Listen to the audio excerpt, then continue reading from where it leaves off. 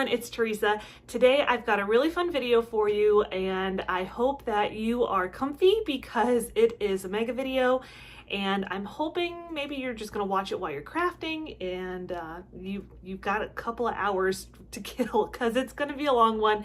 It's more than 30 of my farmhouse DIY videos from the last several months, so get comfy or get all your stuff ready to craft because it's going to be a long one. If you're new here, I like to do DIYs on a budget, and I've got a lot more fun things coming up the rest of this month and into next month, so I hope you don't miss out on it, and we're going to go ahead and get right into that. So I wanted to just go ahead and get that all nice and finished.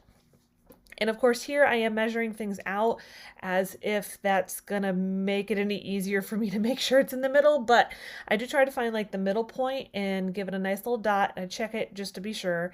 And then we're gonna use some wood glue and we're gonna use hot glue. This is gonna give us a much better hold than just the hot glue, just because I do plan to put like something heavy on this. When I tested it out, I have an iPad Pro, not the real big one, but the one that's, about the size of like a regular sized iPad, much heavier than like the Air or anything like that. So it holds pretty good. I haven't tried it with like a cookbook yet, but it could very well work well for that too. Then you're going to use these 4 Jenga blocks. And like I said, I'm going to go in with wood glue too, because I really want it to stand up to, some weight. We're going to piece all of those together. And I'm also going to use the hot glue to kind of keep it, to give us that instant hold. Otherwise, we'd be sitting there waiting still, probably for it to be drying. And I do wipe off any excess. I like to do the wood stain or whatever you choose to do before putting on the glue because it's just not going to adhere to that hot glue, that wood glue, any of it. So I like to add that color however you're going to do beforehand. And then we're going to add that onto the bottom here, and I almost messed up. I placed it on the wrong direction because you want it to have a little bit like longer of a lip for it. So, and then go in with your wood glue to give it better hold. I used a paintbrush because I didn't want to just squirt it on there and have it go absolutely everywhere. And then we'll do the hot glue as well and just fix that down to the bottom. And what I will also do is I'm going to flip it around here in just a second, and I'm going to add some hot glue underneath it too. You could definitely add more wood glue down there as well. It just kind of depends on your preference and what you think is going to be best and what's going to hold best. So I do add that on there, and you'll see here, I was thinking like, okay, I'm done. I'm happy with it. It looks nice. I was like, wait a second, I could totally add a vinyl decal on there just to give it something extra. And I'm so glad that I did because I think it really just escalates. It gives it a much nicer overall look. So if you have that option, I definitely recommend it. If not, you can find all kinds of different stencils available where you can just put your stencil down and paint over it, and that would give it like that same really polished, beautiful look to it, where it looks like, something that you bought from store. So that is definitely an option. And here it is. As you can tell, it just looks so nice. Again, another cutting board. This is kitchen stuff, so I figured we were good with it. So this project gave me a lot of heartache. First, we're going to do a coat of this sheepskin full card paint, and then after that has dried, we're going to go in with a layer of the antique wax. So here it is once I've done the first coat of that sheepskin. As you can see, I left the middle out because we're going to add something. Initially, I was going to do something different on this side here where I painted all the way through. So we're just going to speed through adding this wax to it just to kind of give you an idea of how I went about getting that more like wood grain look to it. Obviously, this thing is plastic, so what I probably should have done was to either do a coat of like Mod Podge first or like sanded it down real good to give it something to grab onto, because when I tried to add the decal, it just did not. It took like long enough for me to think that I was going to be able to do it, and then messed up towards the end. And you'll see that at the very end of this video if you're interested in watching me struggle. It was awful. I don't know. I need to learn my lesson on certain things. Just you can't put vinyl on it. I like the way it worked out, so it's okay. So as you can tell here, like I said, I'm just gonna add it all on. Once I've gotten it to a point where I'm pretty happy with it, you kind of just go through and smooth it out a little bit. See, I'm going in with the sides, kind of pulling off some of that antique wax, like where I would think it'd be worn normally. So here it is, kind of added just a little bit of detail at the top with some twine. Nothing too intricate. I just like looped it through, did hot glue every so often. And on one side, what we're going to do is we're going to add this cork. It is from Dollar Tree, and I'm going to just kind of basically peel off the part that you would usually adhere to it, and just for some extra hold to it, I'm going to go ahead and hot glue it as well. I don't know about you, but anytime I try to use like whatever things are supposed to be, you know, sticking from the Dollar Tree, it doesn't always work out too well. So I always like to add some hot glue to it as well. And of course, I got hot glue in a spot that it shouldn't have been, so just clean that all up. This is the aftermath. If you watch the end of the video, you'll see as well of how this came about. And then there was actually another thing I tried in addition to this one. It was just, I tell you what, guys, today I had like some like bad crafting juju or something. I don't know what it was. But I just went ahead and put that down with some, with a glue stick. That doesn't really work that well, FYI. I put it down also with some hot glue. And to give it kind of like a little something extra, and to, you know, make sure that there's not a big gap between like where the paper is, you're gonna just trim it along with some twine, just Dollar Tree twine, nothing spectacular. And it just, like I said, it feel like it gives it a little something without it being overdone, without taking away. The paper on this is actually also from Joann's. Every so often they'll do a nice sale where it's like 10 for $2, which is better than the Hobby Lobby price. So if you have a Joann Fabrics, check them out because they do these nice little deals. They're usually doorbusters, so you can't like use coupons with it or anything, but definitely check it out. So I wanted to glue the entire way around on this just because I tell you what, I was having like a bad crafting day. So I was like, I'm not taking any chances that this thing is going to come off. So like I said, just glue this whole thing all the way around. And I actually started it towards like the top middle of this because I am going to put a little bow on there. I figure this way, you know, you won't even see a seam. It'll almost look like you tied it on there with the bow. I mean, obviously you didn't, but it can kind of look like that if you know, choose to do this. So I'm going to make this quick little finger bow. This is not my idea. I did not come up with this. I have to watch YouTubers to make any kind of bow. And then I, you know, hopped on the struggle bus to be able to get the scissors to cut it right. Tell you what, guys, like I said, bad crafting day, but I was dedicated. I'm finishing this project today, right now, before I throw it away and get frustrated with it. So you do your little finger bow, you know, you wrap it all around, and then you're just going to pull out the pieces that you want to cut, and you just trim those, you know, cut them in half, trim it if you need to, and we're just going to glue that on right there in the middle, cover up where we attached our twine, and that project is all finished, and it is really pretty, I have to say. And then there's the other side, is the side with the cork. So it's a pizza pan. Every time I thought about saying that, I was like, it's a pizza pan. Oh gosh, guys, I'm sorry, it's late. It is way past my bedtime. So I got this little trick from Sammy at Unicorn Dust Designs. I'm going to have her linked below because she's been inspiring me a lot lately. And this little guy here made it so much easier to, you know, give it a good spot to cut. So in hindsight, I probably should have, I don't know, not used like a blue marker, but it's kind of what I had readily available, so I just went with it. So I really love this saying though. It's also from, I believe, a Tim McGraw song. I don't listen to a ton of country. I hear songs, I'm like, oh, I like that. And I really like the kind of sentiment behind that.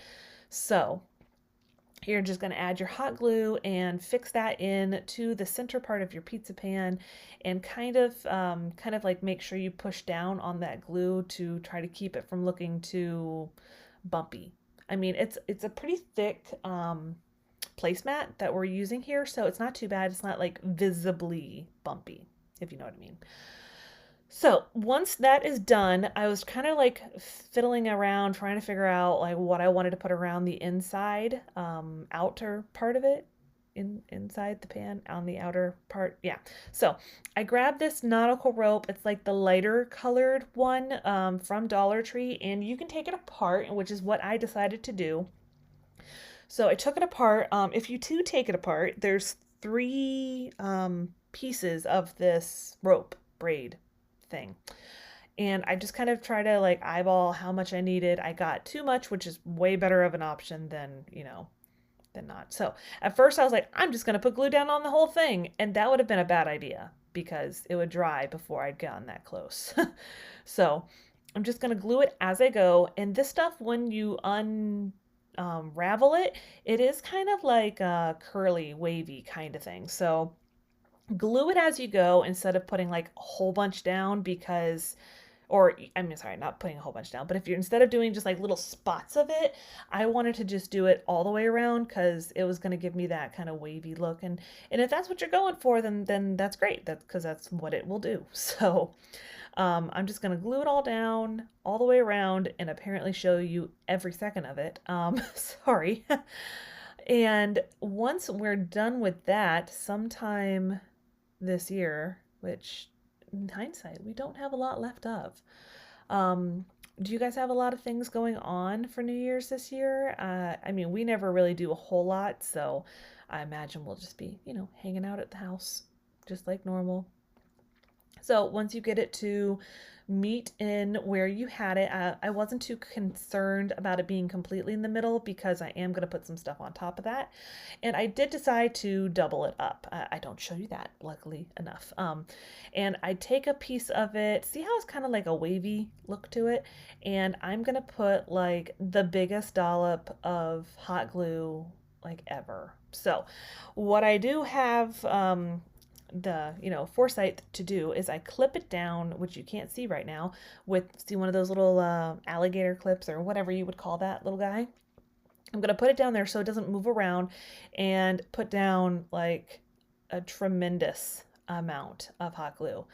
I don't know where I thought this thing was going to go. I mean, it's not light, but it's not that heavy. So I'm sorry that this is upside down because I knew I was not going to be able to do this upside down for me, if that makes sense. So we're going to put down a couple of little pieces of leaves. I was kind of playing around with how much I wanted, and I've had this like came from like a long stem rose. I've had it for probably at least 1.5 years, 2 years. So I decided it was time to use it on something. And I just trimmed off the, large part in the middle. It's kind of a bud, but it's not a bud, if you know. And then I just start kind of adding stuff, making it look like however it is that looks good to me, at least. I like this little sprig because it's nice and it has a couple of like closed up buds that are little tiny baby buds, and some of them that are a little bit more open. So I end up using a little leaf down here at the bottom just to kind of cover up the stem of that rose. So, and then you're just going to kind of secure anything else down that you can find that needs securing. So there it is. Always stay humble and kind. And I like that I can still see the words and it's not completely symmetrical. Now I will link it for you, but I made one out of wood and it's completely different. This decal actually, well, it's not a decal, which you'll see. I'm going to use this sign from Dollar Tree. Sorry, I'm getting ahead of myself. And I used the antique wax around the wood-ish part on the outside, and I just printed this off. I'll link below where I found it. It's actually a Jennifer Maker one.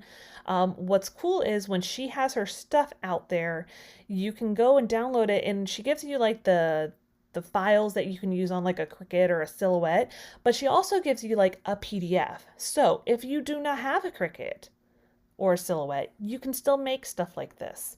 And if you didn't, I mean, obviously you can't see me talking right now, but I'm totally talking with my hands right now. I'm so sorry. So I just put it in there, cut it to size, printed it on my printer at home, and get this twine. This is from Walmart. It's much thicker than the Dollar Tree one, and I was so close just now to putting it on the wrong side. Thank goodness I didn't. So I'm going to try to make it a little shorter than I do. A lot of times I feel like I make the hanger part way too long. So we're just going to use one of these mason jars. I happen to have one from Christmas, and we're going to paint that in this sheepskin. And we're going to use this little heart, which I've already spackled the hole, and we're going to paint that with Waverly ink. And then I'm going to use this craft fabric stuff from Dollar Tree. I was fortunate enough to come across it a couple of months ago. They had one, and I was like, yes, I'm going to go ahead and buy that now. I'm going to just cut off a little rectangular shape of it to put on the top part, just to kind of go with that black heart with the white. I kind of wish I'd done this mason jar white, but, you know, hindsight is 20/20, as they say. Oh my gosh, I just realized that 20/20 is in that phrase. I'm going to have to never use that again. I don't want to invoke any 20/20 stuff. So I'm just going to kind of glue it as I go and cut it as I go to make it fit better.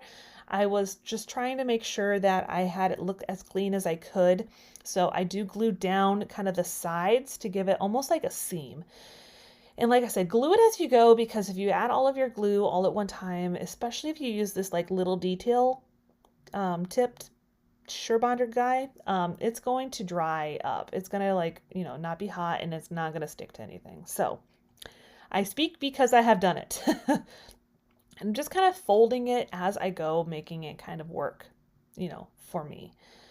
And then, like, use your little spatula. This material is actually a little thicker than I thought it was going to be, so it wasn't too terrible. But a lot of times that glue kind of seeps through the material, especially if you have a lot of it. So here, that little part is done, and I'm going to add my heart. I kind of like that it's black because, I mean, obviously this came from like the Valentine's Day stuff at Dollar Tree. And I don't want to make it look like too Valentine's-y, because this isn't just, you know, for Valentine's. So I'm going to go ahead and just, you know, string up some twine around the, you know, lip right here, and just secure it on the back. And I was thinking like, oh, I'll do another finger bow thing, but I decided just to do like a regular little like shoestring tie, I think is what most people call it.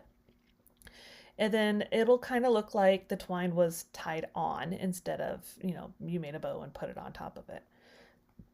And we'll just glue that guy down, and it'll be all finished. It is pretty cute. I'm pretty happy with it.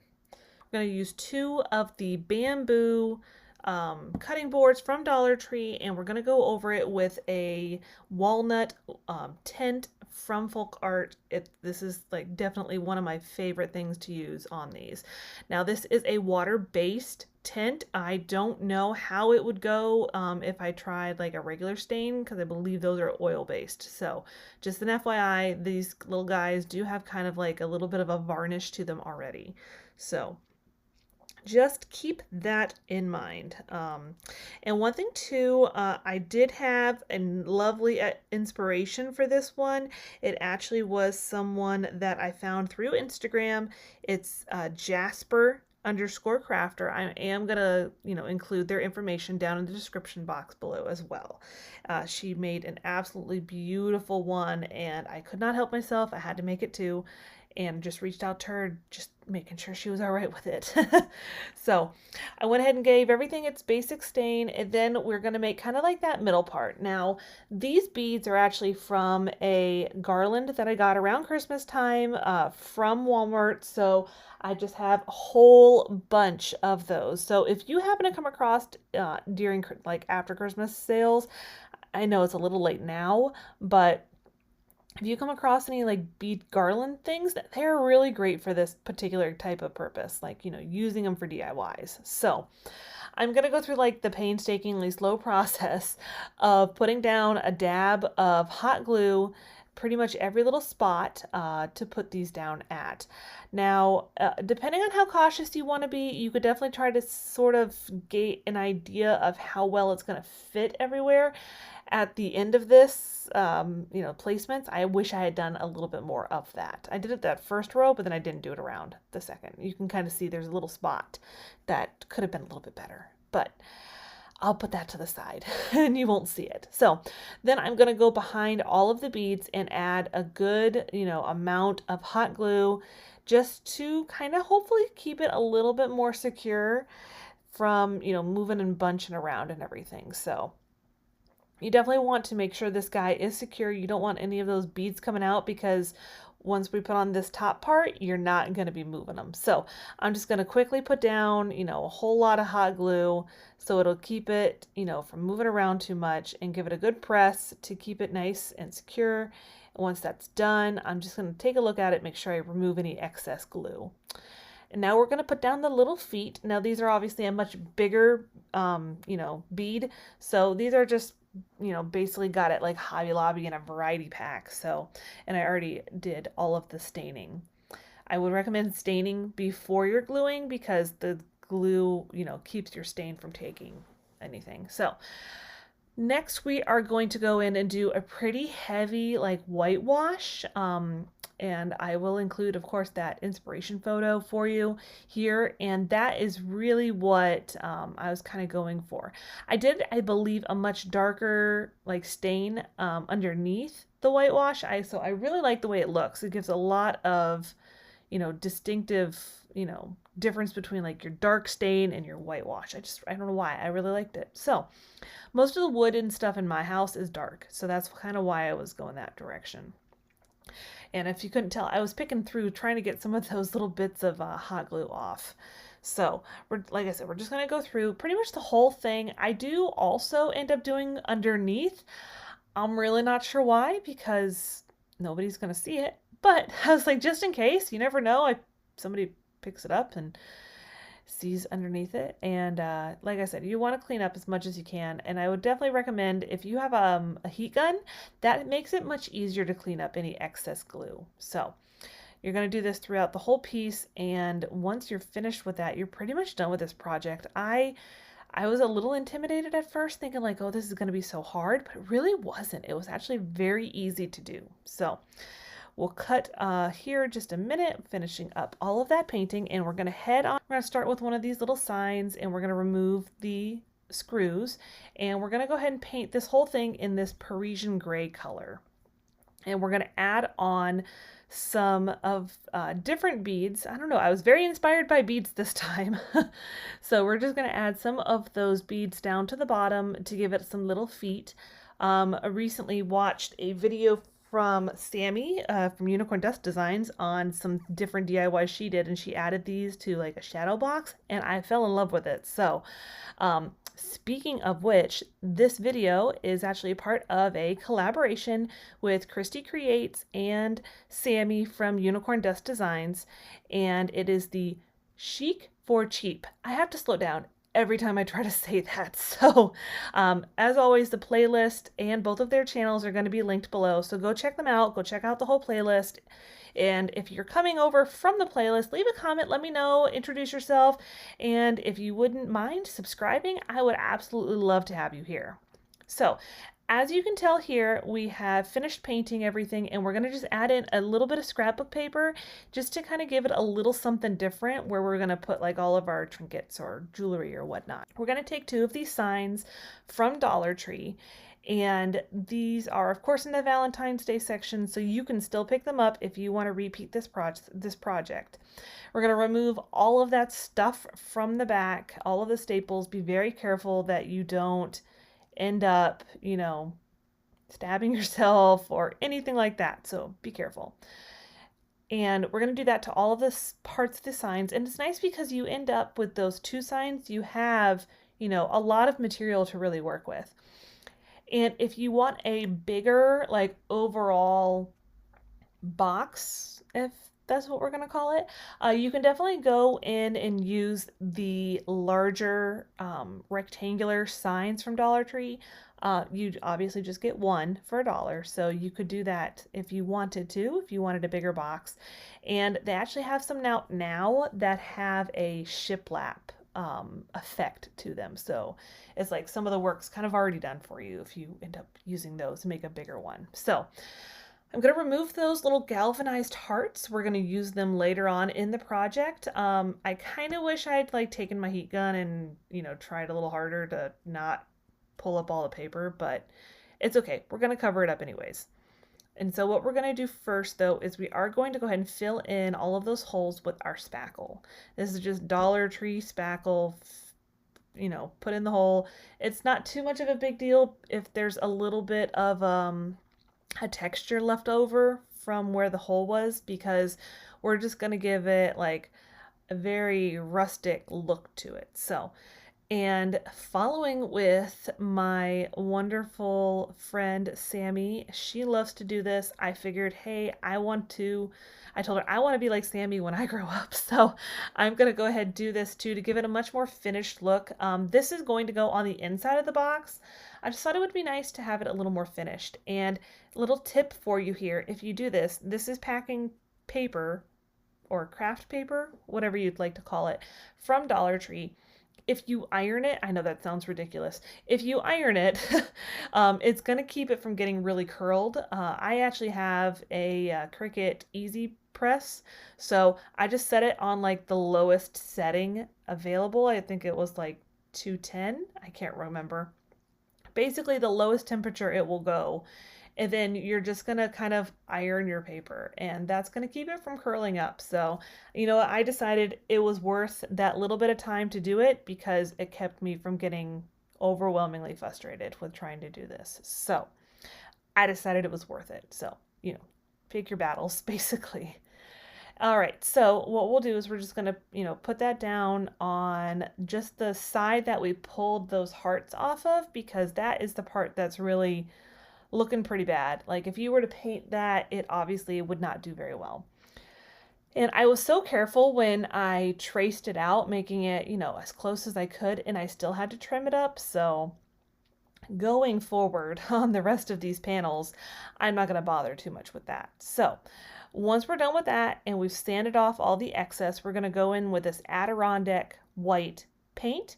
I am just going to do the walls on, you know, to as far as the white paint goes. No sense in painting the inside of it, at least not in my mind. And then I'm going to use another one of those panels that we cut off, and I'm sorry the weird angle here. I had my camera weird on this one. But we're going to just basically measure off of the, you know, when you have the box all set up, get a good straight line with a ruler and go in with your craft knife, score it down a little bit, and then break it apart. Again, it doesn't matter too much if you rip it on the side, on that side.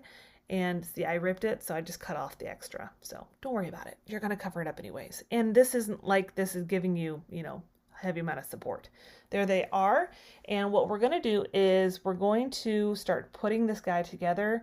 You're just using your hot glue, and you're going to use hot glue obviously to put it together, and then you're also going to use some hot glue on the inside part to kind of give it a little bit more added security, added strength, added something. I really felt like that was an essential part of this project. Like I couldn't just glue them together. It just didn't work out for me. I tried to do it once and it fell off. I can't remember if I included that or not. It was funny though. I was like, oh, nope, that needs more than that. This piece right there, it definitely wanted to fall off. So just add the extra, you know, see, it tried to fall. I did, I caught it. But so you're just going to hold it in place, let it dry a little bit. And once you add the ends of it, that's going to help obviously a lot for the, you know, level of security. What I will recommend though is don't add any glue until it's kind of pieced together. See how I've pieced it together right there, checking like, oh here, let me make sure, and then add your glue like that. And then you're going to hold it in place really well. And in the process of this little project, I burnt the heck out of myself with some hot glue. So be careful. Glue, hot glue especially, is very hot. I'm sure you don't have to be told that. I'm sure you know. But as a reminder, and see, here I am. I'm just going to hold it all together. And like I said, put it all together and then add your glue in the corners and then add your little bit on the inside to give it, see, the little extra security. So that is my tip of this particular project. And we're going to do the same for the other side, but since you've seen it once, you don't need to see it again. Next, we're going to go in with our antique wax and give it a quick coat. I wish it could go this fast in reality. But this is just going to give us a little bit of a wood look. Don't worry about how it looks because in a minute we're just going to whitewash over it. So apparently today I was very inspired by like a whitewashed look because I have 2 projects that are like that, and I almost made the 3rd one like that, but then I held back and it's like, no, let's do something a little bit different. So just add it in wherever you feel like you need it. You can go super light with this. You could even mix this with some water. You could mix this with some of the clear wax if you wanted a lighter look. It just depends on what you want. So once you're finished with that, we're going to go over this with a whitewash. We've got, this is sheepskin, and I added in some water. And it is pretty thick, so I ended up going in a lot heavier than I initially wanted, but then I was like, oh well, we're going with it.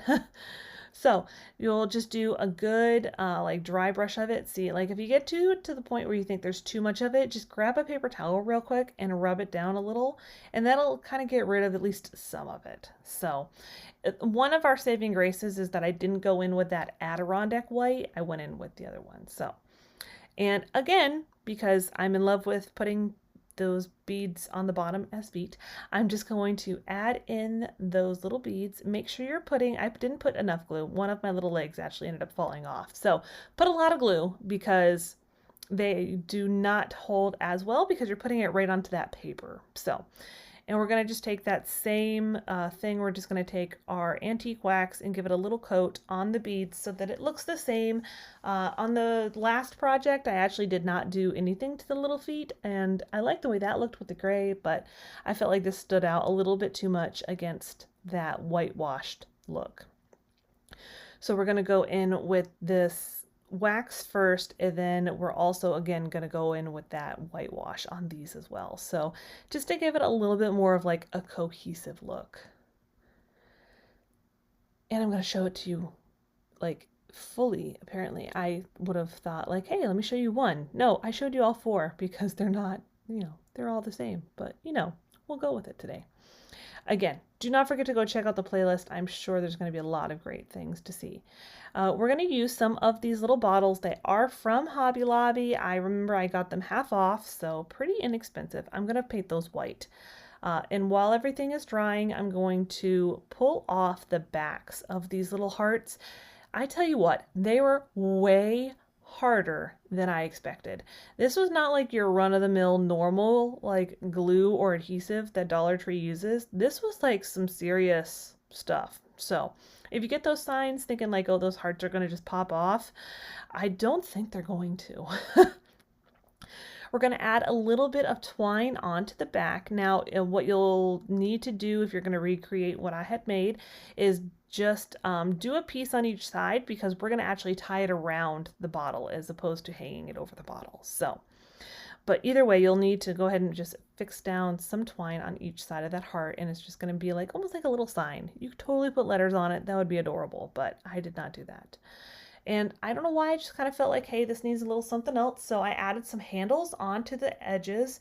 I thought about making like one long, you know, cord of rope from one side to the next. So that's an option as well. Just kind of depends on what you're feeling like. I mostly was lazy and did not want to get the thicker rope out. So ended up with a handle on each side instead.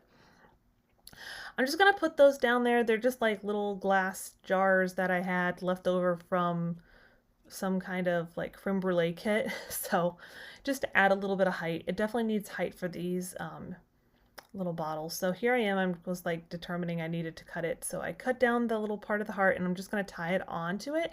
That way you can pull it off. I just thought that this would be kind of cute for Valentine's Day. It's just a little touch of Valentine's Day. And if you add some letters to it, like Home Sweet Home, I thought about putting like the words on each heart. That would have been super cute too. Or if you have those little tags, the chalkboard tags, those would be adorable to put on here as like a normal regular thing where it's not like specific to Valentine's Day. And we're going to just add in this little scrap of material. It's from Dollar Tree as well. And just to give it a little something, I didn't have a ton of like filler to put in there. So I was like, well, let me just add this little bit of material to give it a little more farmhouse look. And then these little sprigs of boxwood. Those are from Walmart, and I apologize, I cannot recall the price. So first we're going to start off with one of these little chick cutouts, and we're going to just give it one good coating of that wood tint from Folk Art, and it's in the color Walnut. And now we're going to go in with our Folk Art white Adirondack paint, and I was originally just going to do like a little bit of a brushing, not too much, you know, just add a little bit of something, you know, just. And then I dropped it. And then I was like, well, I guess we're going to go a lot heavier than I had originally anticipated.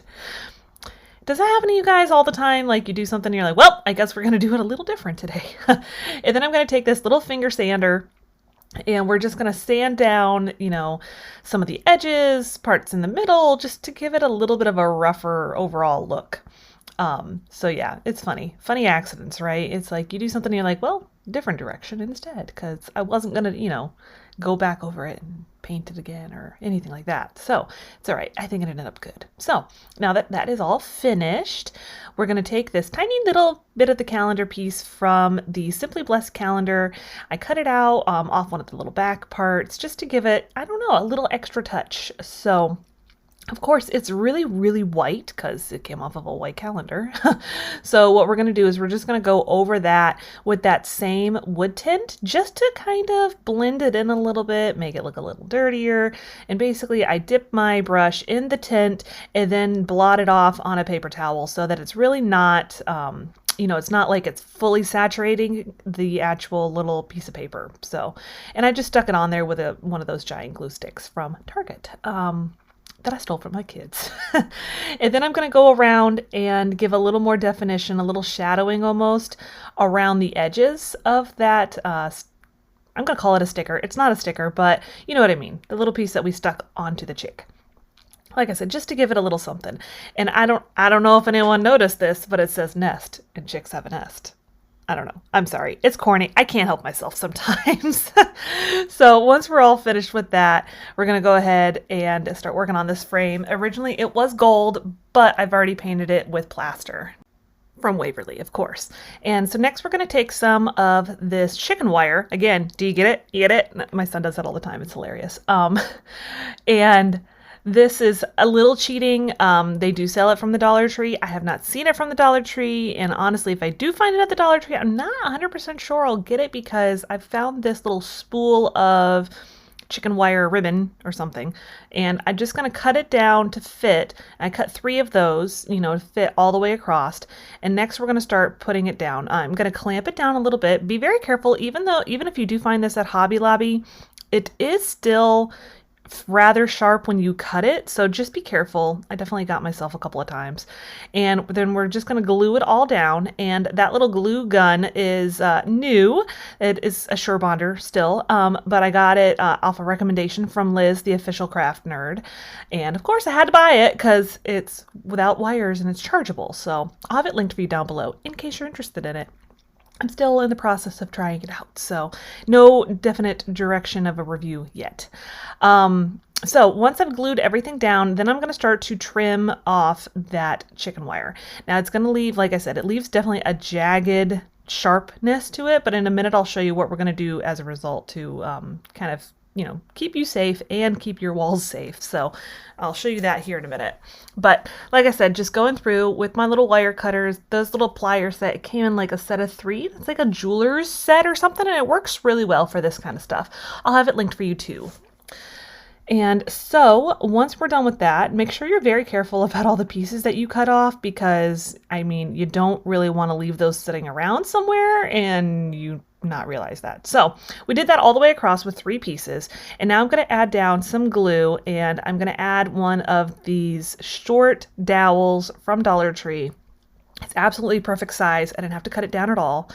And we're going to just put that on the part of the frame that has all of the jaggedness. Like the ones that run like long ways, we don't really need to do that. So next we're going to take just a regular popsicle stick, craft stick, cut it shorter than you think you should cut it because I cut it a little too long, and using my miter shears, just trim it up.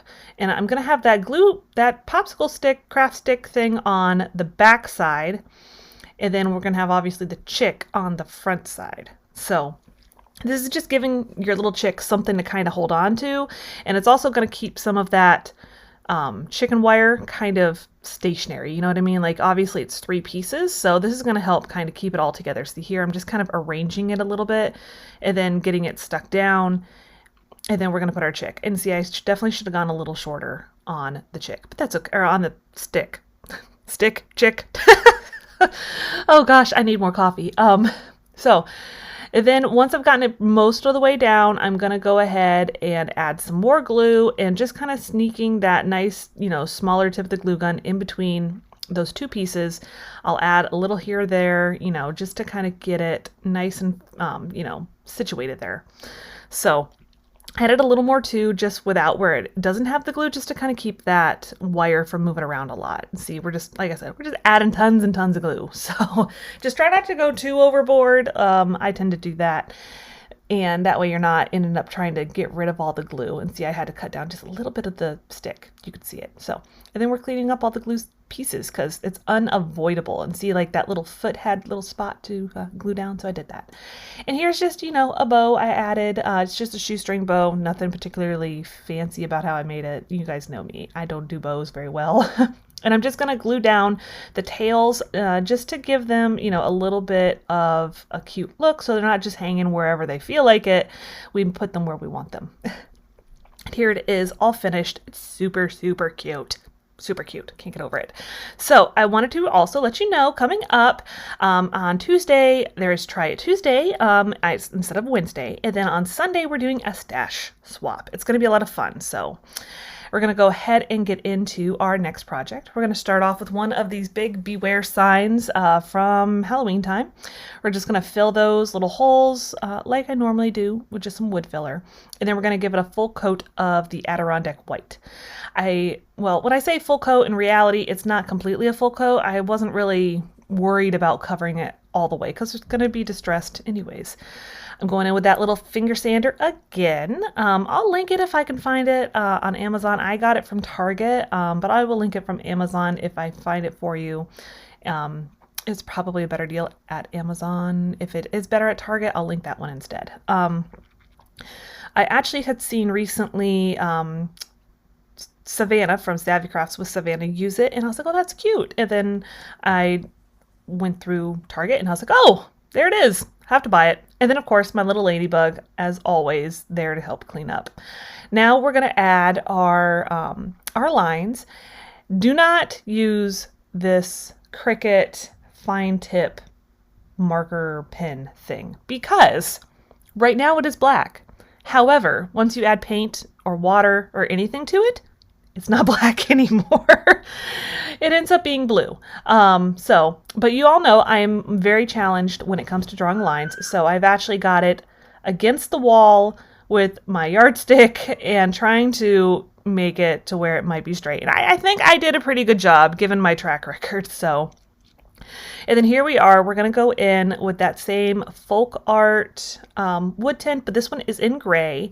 And I think it has just, you know, just perfect amount of distressing without really going in with the Waverly. So we're just doing something a little different this time. We're going more gray tones instead of the brown tones. And I don't know if you can see it in here. I can't remember if I didn't show all of it because it took forever to, you know, fully saturate it. And then I had to redraw the lines anyways. So we're going to use this from the garden section. It is just a little windmill welcome sign.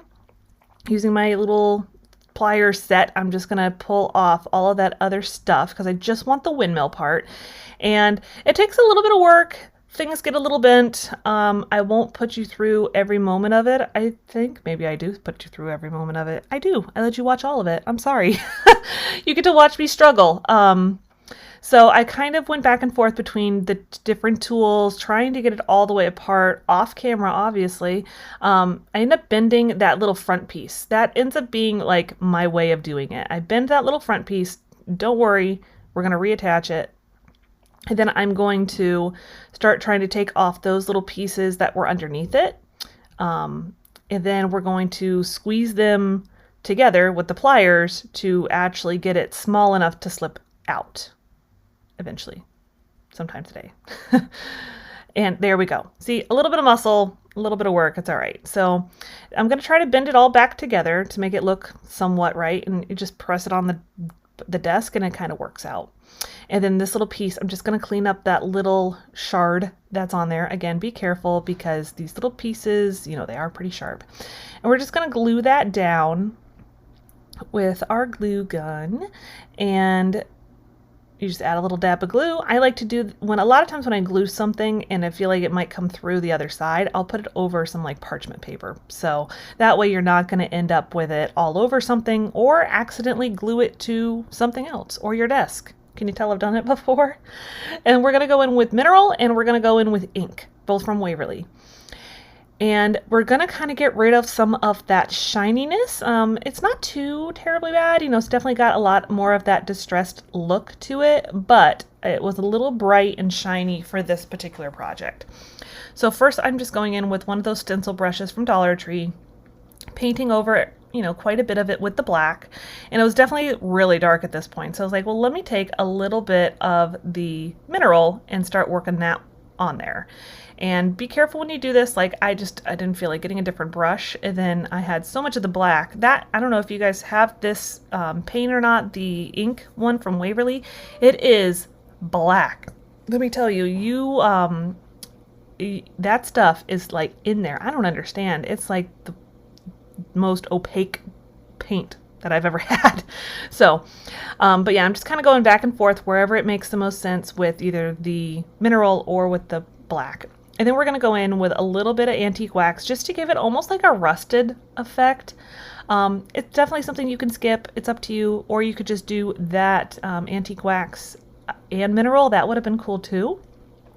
Just to give it, depending on what you want. If you want it to look more black and gray, or if you want it to have more of that rusted look. So now we're going to place everything down on our sign.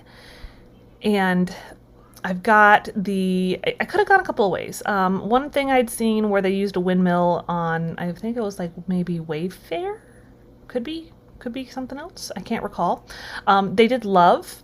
I wanted to do Home just because it's really funny. I found one that they used it and did Farm, and they kept like the little pieces underneath it that had a triangle shape to it. And I was like, well, I live in suburbia of Orlando, so farm is probably not the most fitting. So what I did is I placed down my H first, then I did the E, then the M, and now I'm going to do the windmill part next. And I'm just putting glue kind of in the middle and along where all of the blades hit that circle. That way, you know, it actually has something to hold on to. And here it is, all finished. It's really cute. I'm really happy with it. And I'm not a, you know, big like actual farmhouse. I usually go towards more the rustic side. So next we're going to start off with one of these little tulip wood pieces, and we're going to cut off the base. And as you can see, we stained it with the same wood tint, walnut wood tint. And we're going to mix some yellow and some white paint. The yellow one is called Maize. It is from Waverly, and then the white is still that Adirondack white.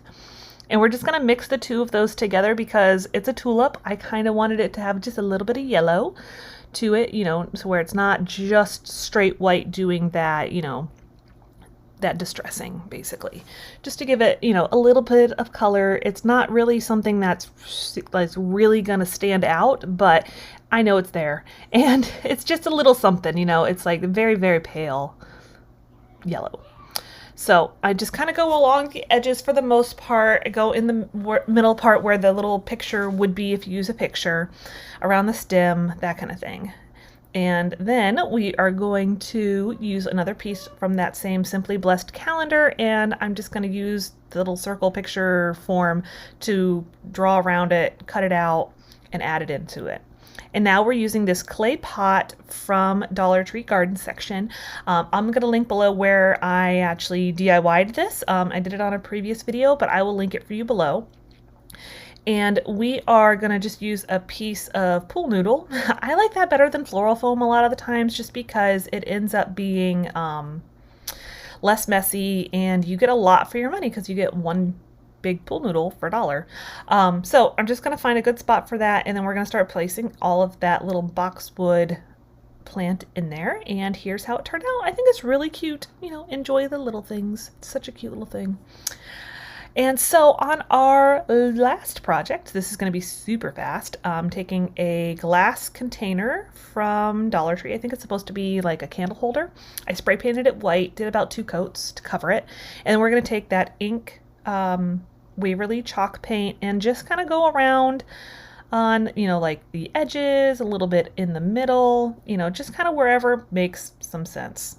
It's almost like I'm trying to make it look a little bit like that, I can't think of it now, enamel. I'm kind of trying to make it look a little bit like a worn enamel. I probably should have gone with a satin paint, satin for the white. So if you are trying to recreate something like this, if you have a satin spray paint, that would probably be the better choice, to be honest.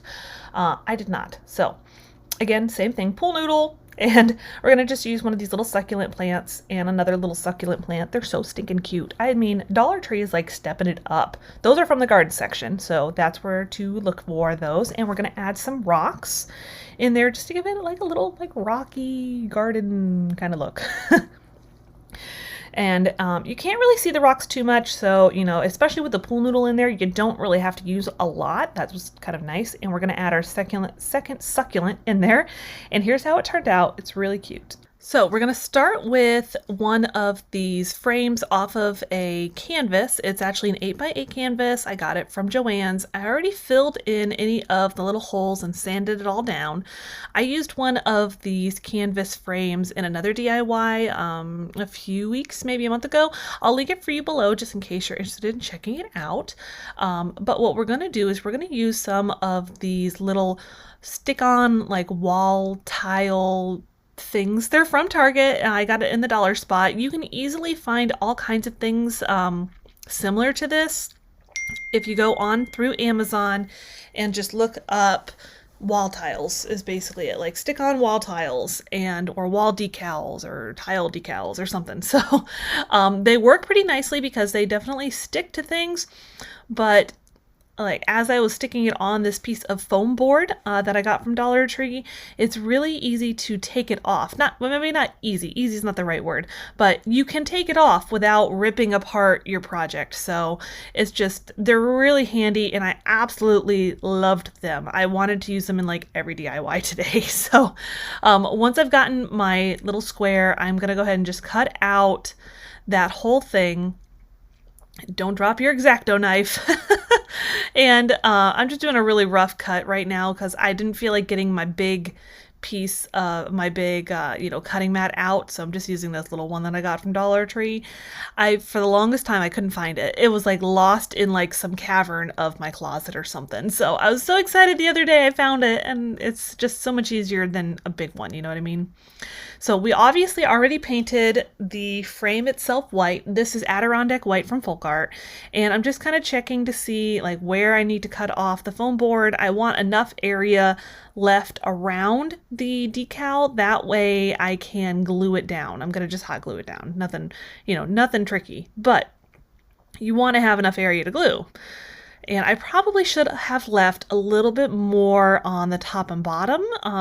So just in case you end up doing a project like this, I would suggest leaving a little bit more space for glue because I do end up getting a little bit of an overrun. And I feel like I do that all the time. I don't know if it's like, because obviously on this one I'm using my big glue gun, but I feel like I do it a lot and I need to be more careful about it. So I just glue that down as easy as it can be. I mean, how much easier of a DIY can you get, right? But we're not done yet. So you can obviously stop here if you like this. I really thought about it, to be honest. I thought like this was it. I was done. But then I saw this, and I'm going to use one of these little cathedral windows from Dollar Tree, taking off the front part, and I already unscrewed it. That little tip came courtesy of Sammy from Unicorn Dust Designs. I will link her channel for you below. And I'm going to do another one of her little tips from it here in just a moment.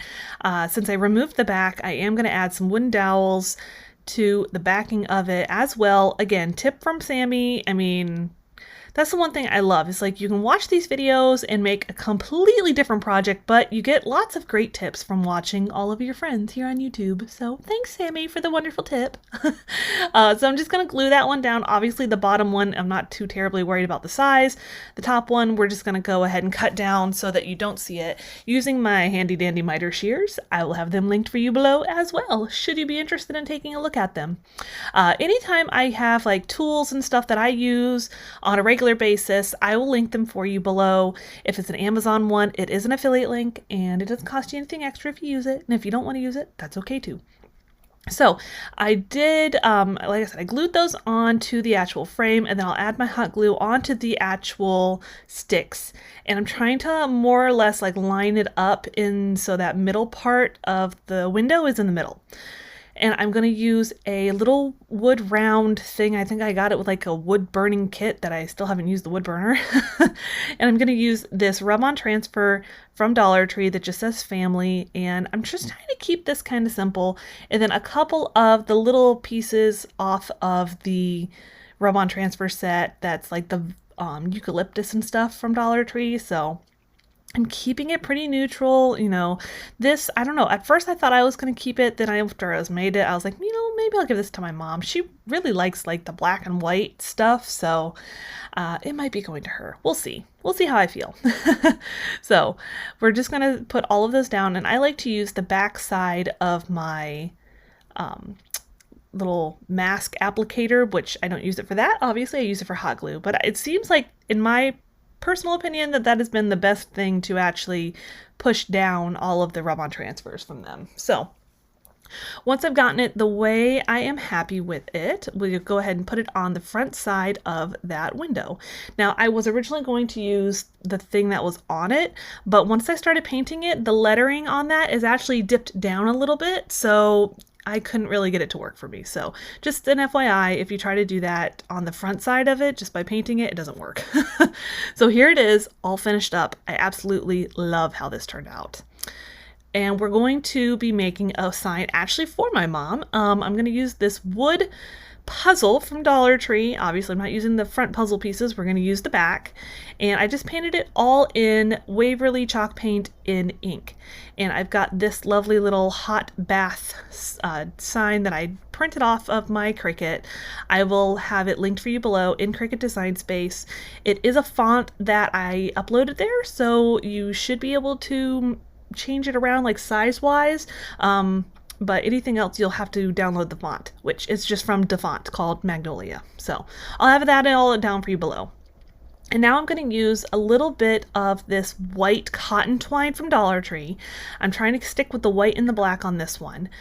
So I'll just use a little bit of that, and I'm going to just glue it down into the corners before I add my paper backing, because obviously on the back side of this, it still looks like a puzzle. So I'm just going to cover it up with this. It's really thick. It's actually called chalkboard paper. I got it from Joann's on clearance. I think I paid like a little bit more than like $1 for a roll, and I have like 3 or 4 of them. So I have stocked up on these. I like these for that finishing touch, and I really like that it's black. It just kind of goes with everything, and it really goes with this project. So I couldn't have had a better option, you know. So I'm just going to glue obviously all the way around the frame. And once I'm done with the first 2 sides, I'll do the other 2 sides at the same time. And then I'm just going to trim it up. I didn't need to show you that. So I'm going to take a little bit of my same white chalk paint that I used in the beginning and just kind of brush it on a little bit because I scraped it up just a little here and there when I was putting everything on it. So I was like, well, let me make it look like a chalkboard a little bit more. And of course I got too much in one spot. I tried to go back and use like the brush that had, you know, the black paint on it originally. That didn't work. So I just keep like, well, let's see, how many times can I mess this up? So finally I'm like, just stop being lazy and get a new brush with some black paint on it and go over it a little bit. So it's all ready to go. And of course it needs a little bathtub. I got that one from Dollar Tree. I saw another YouTuber had done a little project with that, and I was like, that is adorable. I definitely need it. I'm going to link her channel down for you below as well, so you can check her out.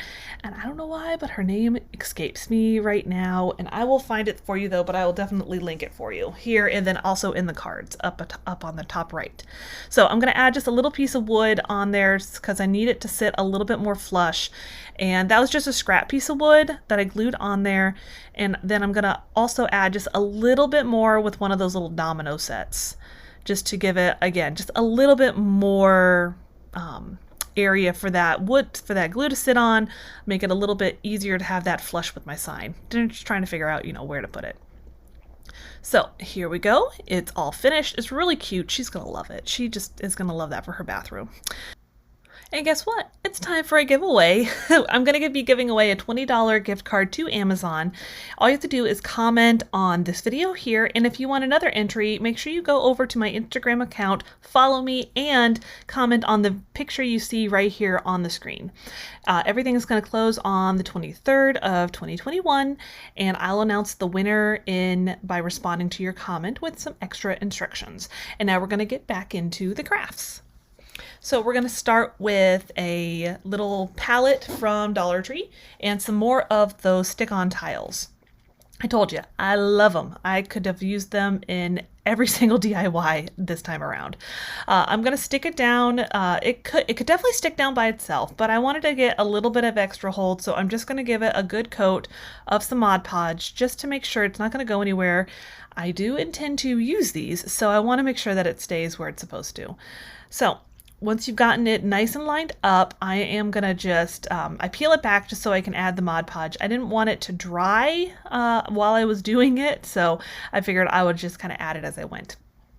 Then you're just going to smooth everything out, and I'm going to remove all of the excess stuff around the outside and all of the excess on the little like indent parts of the plank, if that makes any sense to you. You know, the little parts that are open. I thought about leaving them, and I was like, no, I want the water to have somewhere to go, as far as, you know, from like the beverage. And when you're doing that, obviously you're going to make really good care that you get the outside part. But when you're doing that, you just basically use your little craft knife and stay as close to the wood part as possible, just, you know, a slit on down. And you can kind of clean it up as you go. If you shave off a little bit of the wood, I wouldn't be too worried about it. And I even thought like maybe I should lay it down, cut it, and then lay it down and cut it, you know, to keep the same pattern, you know, to keep it without a break. And I decided that that would take forever. So here it is. I think it looks just fine like that. So we're going to coat that in some dishwasher safe Mod Podge. Obviously I'm not putting these in the dishwasher, but I felt like that might be a little bit better for water. I don't know. You guys will have to let me know. Is there a difference as far as like waterproofing stuff? When you do your Mod Podge though, make sure you cover all of the perimeter of the design too, so no water gets like underneath it. And I have some cork from Dollar Tree. I went ahead and roughly cut it in the shape of the openings on the bottom side. Kind of got this little tip again from Sammy. I tell you what, guys, you need to go check her out if you aren't already, you know, subscribe to her. She covered the entire bottom with cork. We're doing like this double-sided cork, and I decided I just wanted to do it on the little insets. So I cut out my cork, kind of found, you know, got it as close as I could, and now I'm just going to trim off because, of course, when I put it together, I didn't put it together very well, but it happens, right? It's going to be on the bottom, so I'm not terribly worried if it's, you know, a little bit janky. It's not the end of the world. So just gonna put down some glue so it has something to hold on to. You could probably, if you're really good at cutting it, you can probably even get away with not doing that, to be honest.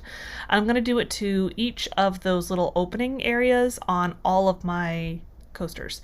So here it is. I'm just finishing up that last little one and yep, making sure nothing falls out. It doesn't go anywhere. And then here they are all finished up. I really like them. They're just, you know, just a little touch of something.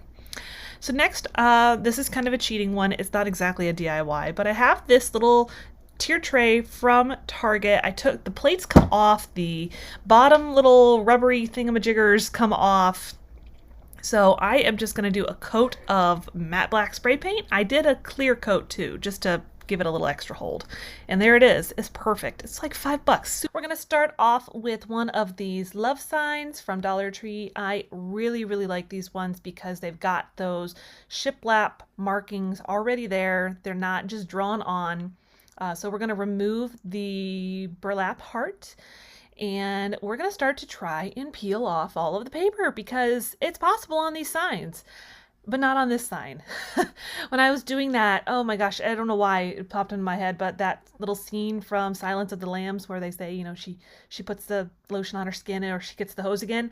That's what I was saying in my mind. I was like, you peel the paper off or you get the heat gun again. I don't know why it popped into my head, but it did. So you see the one there, that's what it would look like if it had decided to cooperate, but it didn't. But that's okay.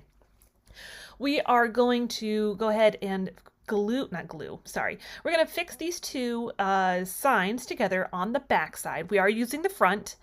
Just basically glue down, you know, some paint sticks, popsicle sticks, whatever you have. And in this moment, that's my attempt in trying to say, like, I'm going to measure it. I'm going to figure out exactly the right spot to put this thing. And then I came to the conclusion it didn't really matter all that much. So I go kind of like in the 3-inch realm from one side, and I'm going to do the same on the other side, roughly like 3 inches, because instead of hanging this with twine or rope or anything, I am going to put like command hooks on those little parts that are sticking up, those like ends of the paint sticks, because that's just how I wanted to do this one. So now that all of that is set and ready to go, we are going to paint it. I just painted that in plaster from Waverly. And now I've got kind of like a clear wax with some gray paint. And I put that down just to give us like a base to start with. I didn't show it because obviously all I'm doing is just, you know, smearing all around. And now this is some of the antique wax from Folk Art. And what I'm doing is I just, as you can see, I put it in like dabs here and there, because I don't want it to be all one color. We're gonna give this a wood effect. Obviously it's not wood because it's just cardboard, you know, sign from Dollar Tree, but this is one way you can, you know, give your stuff a wood look. Now, obviously you can stop at any point in time while doing this, or you can keep going, just depending on how dark you want it. So see, we're mixing it in. Basically you're gonna do like gradual. You go lighter to darker, or sometimes people like to do it the other direction. I think it works best lighter to darker in this particular, you know, method. I put down the big, you know, splotches of it, and then I'm going to take the side part of that little foam brush to kind of smooth it out and give it, you know, an overall like buffed out look, or, you know what I mean. You know where I'm going with this. And then see here, I'm going to just kind of go in a little bit darker on those spots that are where, you know, the indent is for the wood panels, quote unquote panels. Obviously, you can still kind of see where the heart was, but we're going to go and kind of mask that a little bit here towards the end. See, we're going to just kind of put a lot more there where the lines are. It's going to pick it up a little bit, but that's okay. These are kind of these like dots of it. I'm like, well, if it had knots, it would be, you know, darker in certain spots. And I'm kind of doing, you know, on the edges here too, just to try and give it that overall wood look. I end up being very happy with the way it looked. I mean, I wouldn't look at that and say, that's from Dollar Tree. That, you know, it doesn't, obviously it's not wood. It's not going to be looking exactly like wood, but I think it's pretty close. I mean, you can get away with it. You know what I mean? So, like I said, just going through, buffing it out. Now, as this dries, it's going to smear more and more. So just, you might like it, you might not.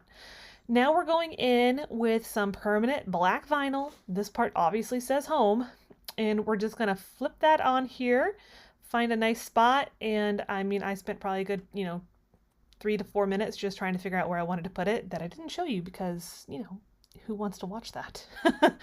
At least not every time, right? Now, what I should have done, because obviously you see we're struggling a little bit here, I should have done a coat of Mod Podge first, which I did after I was done with this decal. And I should have also stuck the transfer tape to my skin, my shirt, everything. That was like a little tip from Christy Creates. And I actually end up using the same piece of transfer tape the whole way through. And at the end of using it, it was so much easier to use it. So keep that in mind. I mean, I've been doing stuff on my Cricut for the last several months, but this is definitely something I will do more of. Now, as you can tell, this transfer tape right here, I literally just cut the bigger piece in half, long ways, and used it, on this part here. Be careful when you're pulling it off though, because here I got a little overconfident and I was like, I'm just going to pull it off. It'll be fine. And then I have to fix it. But it's okay. It ends up working out. So as you can see on here, it's working a lot easier. Again, I did go ahead and put down a coat of Mod Podge. That way it would have something a little easier to stick to because it does have a problem sticking to the antique wax. So keep that in mind. Mod Podge first, then decal.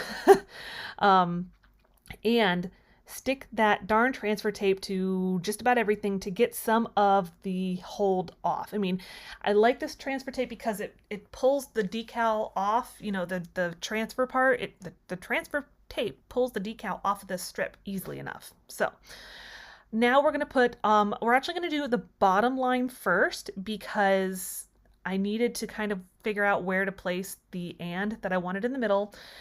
I thought that this was nice. And by the way, this font is called Magnolia Sky. It is from DaFont. Cheap. Well, not cheap. Free. Really cheap. Here it is, all finished up. Really, really love this. We're going to do one of these little kitchen signs. It's going to stay in the kitchen because I love this because my mom actually has a black and white kitchen. So I removed the little frame part around the inside. I originally thought I was going to use the front, and then when I tore it apart, in the process of getting that white edging around it off, I ruined it. So we're going to use the back side instead. I use these jumbo popsicle sticks, and then what we'll do is we're just going to trace it, like I showed you a minute ago, and just find a way to get it all to fit inside there. It ends up working out perfectly. These jumbo popsicle sticks, it takes exactly 10. We're going to paint the whole inside black, and then I painted the popsicle sticks. I painted those in plaster from Waverly. As you can see here, 10 of them, I believe, if I counted right the first time when I counted it the other day, exactly 10 fit perfectly. So we're just going to go ahead and go through and hot glue each individual one down, and I take a few of them out just because I want to make sure I'm keeping a close watch on keeping, pressing them in. Like, you don't want them to have any space in between because they fit exactly right. So as you can see here, they fit nice. And I have one of these little rectangular things from Dollar Tree. It's a pack of them. And I just did a stain in American something. I'll get the name of it and put it down in the description box for you. And then again, we're just doing a quick, wash with some white paint, plaster from Waverly. And I'm going to add a little decal to this one too, Darlene's Kitchen. That's my mom's name. I was going to do like an, established date, but I couldn't remember what year they bought the house. I mean, it's literally the house I grew up in. So I want to say it was like 1988, but I'm not 100% sure. So I just go ahead and get that down, not stencil. Oh my Lord in heaven, I cannot talk today for anything. I'm going to get that decal down, and then we'll start to pull back the transfer tape. This one transfers a lot easier than the first one because, again, it's not using that antique wax. So since it is an actual stain, it's going to, be much easier to pull back your transfer tape. It'll just, in all, it'll just be a little bit easier. I do still need to kind of finagle it a little bit. So if I'd put down the same thing, if I had stuck that transfer tape to stuff a lot more, it would have been much easier. I will be doing that in the future. And then here, I just had to fix my little like, you know, part from the T and fix that and we're good. It was kind of wonky looking. So this is just going to go right there in the middle of it. And I'm kind of saying like, do I want it towards the bottom and the top, just right in the middle, and just, you know, hot glue that sucker down there, and the front part of it is done.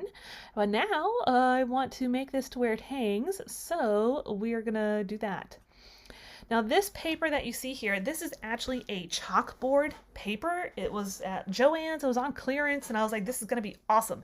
It's really, really thick, and I love it. So easy peasy, we're just gonna, you know, get a nice little line of where we're going to cut. I won't show you cutting it because I just cut it with scissors. Nothing too spectacular. I'm just checking to make sure it fits. It does. But I have not had success with trying to put the rope on the paper directly. So instead, we're going to glue the rope to the sign. Just glue that down, you know, try to keep it straight. And then on top of that, we're going to glue down our paper. Just doing, you know, one side at a time with the paper. Try to make sure you don't, you know, make one side wonky and then you end up not having enough paper, and you know what I mean. Can you tell I've done it before? So I'm just going to use a pencil to push it all down onto the back of the sign, clean up messes that I seem to always make. And once I'm done with this, I do go back ahead and trim it all around. Be careful not to cut the rope, because I was very cautious to make sure I didn't do that, because that would be senseless. All right, here it is, all finished. My mom's gonna love it. She doesn't know she's getting it yet, but she's gonna love it. So next we're going to do, on a previous DIY, I had made this little riser out of bamboo cutting boards from Dollar Tree, and you can't find them anymore in store at all. So I have some of these oval ones. They're still available right now in the Craft or Square section. They come in like a plastic wrap almost. So we're going to do the same idea. So I'm going to go in with the antique wax from Home Decor. And I saw this method on a couple of my crafty friends. I believe Sammy from Unicorn Dust Design and Savannah from Savvy Crafts with Savannah, where they use like a baby wipe to apply the antique wax. I was like, oh, that's kind of genius. You don't have to put it on and then take it off. It's all in one go. We like making things easy around here. So next we're going to take these beads. They are just a beaded garland I got from Walmart at Christmas time. Honestly, you can't obviously find them anymore, but if you happen to see them somewhere along the way in the next however long, grab them. They're really nice, much less expensive option than getting just like the wooden natural beads. So we're just going to glue each individual one down. You're going to try to keep them pretty close and try to keep them fairly close to the edge. Here we go. We're going to just show you the last little bit. And as I'm putting down the last two, I do go ahead and see if they fit exactly right. I'm not sure if I showed that here. I lied. I didn't show that. I did that first though. I made sure that they were going to fit. That way, you know, it wasn't going to end up being one that wasn't in there right. And when I was doing this and having like all those little streams of glue, what I did is I actually directed it towards the middle instead of on the outside, you know, like when you get the little web. That would be a tip I would recommend. That way you're not cleaning up, you know, 3 feet worth of web from your glue gun. Direct it inward instead of outward. And then I'd just follow up with some glue on the back side of the beads just for a little extra hold. And then we're going to go with our big Mama Jamma glue gun and put down quite a bit to hold on that top piece. And don't be like me and put it on wonky, which I did. It's okay. When you're looking at it from above, you can't tell, but if you look at it from below, you can tell. So it's okay. See, there, that's the bottom. You can kind of see on the left side, it's a little wonky, but again, it's okay. You can't really tell that much from the top. I thought about redoing it, then I was like, no, I'm just gonna go with it. It's gonna be okay. You're not gonna see it. And as you can see here, we're just adding some more beads down 4 feet. You could leave this off if you really wanted to. It could be flat, a flat riser. So here it is, and don't worry, I know the beads are different color, but that's okay, because we're just going to whitewash over it. Same thing with the plaster from Waverly.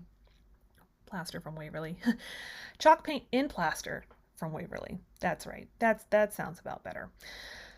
And I didn't want to go too heavy on it.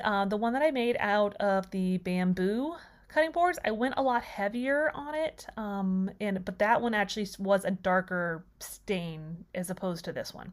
I'll link that for you down in the description box if you're interested in seeing that one. That was all farmhouse decor as well. So I do go heavier on the beads in the middle because they are so much darker than the rest of it. I didn't want it to be so obvious. So especially on the beads, when you're doing this, if you put down too much, just wipe it off real quick because they do have a lot more of a glossy finish. And here it is. Like I said, you really can't tell that it's kind of wonky. So I love it though. I'm happy with it.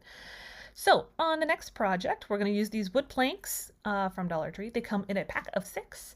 And I thought about just putting drawing lines on it, but my inability to draw a straight line, even with a ruler, kind of defeated that as a possibility. So instead, we're just going to put down this scrapbook paper. It's from Hobby Lobby. And what we're going to do, just obviously here, cleaning up all of those little messes, and we're going to make a box. I know, really very inventive. But we're just going to take your glue, and when you're doing this, if you decide to make a box out of these little planks, kind of make sure that you're putting them all together the right way. Like here on this side, make sure your, whichever side are across from each other are going to be going the same way. Like this one is connecting on one side of the plank. Make sure it's the same way on the other. I don't know if I'm explaining that right. I'll kind of try to show you in a second when it's all together. Any minute now. So see right here, I'm keeping it on that same inside as opposed to putting it around the other way. It would have been a little wonky. I tried it on a different project. I was going to do something like that and I did it the wrong way and it was kind of odd. So anyways, make sure that you're doing that on this. Try to keep them straight because obviously these are all squares and that's the only way they're going to fit together is if it's straight-ish.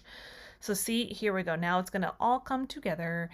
And like I said, I would definitely recommend making sure you think about it as you're doing it. Not that it, maybe you guys are, just lucky in the fact that you don't have to think about these things, but if I hadn't consciously made the effort to make sure it was on the same side, I would have messed it up. Now, I didn't like that it was super, super white. I wanted it a little bit more, not roughed up, but you know what I mean, a little bit more to it. So I do go in with with that same antique wax that I used before, but now instead what I'm doing is I'm just using the brush after the fact. It's I'm barely even adding on anything more. It's just a dirty brush and I add a little bit more onto it. It's just more watered down, not really watered down. I used the antique wax, but I added some of the clear wax to lighten it up. And just depending on kind of where it is on the brush, if there's more of the actual antique wax versus the other one, it just kind of gives a different look to each side. And what I will do is I'll go in here in a moment. See, this one's a cleaner brush. I had too much of the dark on that, so I was getting down to where it was too much dark. So I'm just going to go in and kind of try to blend it out a little bit where all that white that's showing blends in a little more with the darker tone. Taking some more giant popsicle sticks and we're just going to measure out kind of where they're going to go. You don't want them showing so you don't have a lot of area to work with.